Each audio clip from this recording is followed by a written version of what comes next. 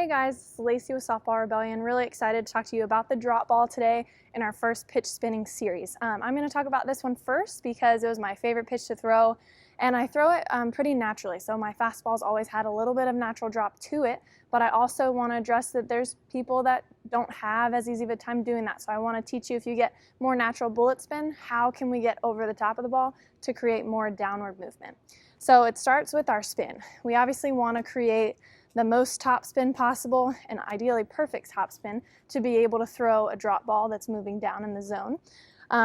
If you don't get this naturally and you kind of come off of it more like a bullet, the easiest thing to think about is really what fingers are coming off the ball first. So normally someone with natural bullet spin would have their pinky leading and the pinky comes off first, or maybe they feel a lot with their thumb.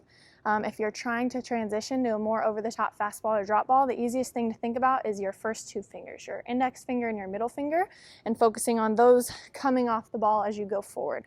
Another important thing with the drop ball is we want to allow our finish to be long, loose, and natural. So we don't want to force our hand into any specific position to try to get the ball to drop. So that includes pulling up on the ball, forcing our hand down.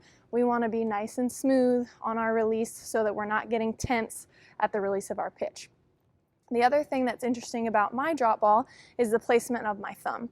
So as you can see here, a normal grip that most people would teach for a four-seam fastball or a four-seam drop ball would be fingers across the seams and then the thumb on the other side of the tape line here. For me, for some reason, my fingers just don't work that way, so I've always gripped it with my thumb towards that middle of our two seams here, and that gives me a lot more flexibility in my wrist.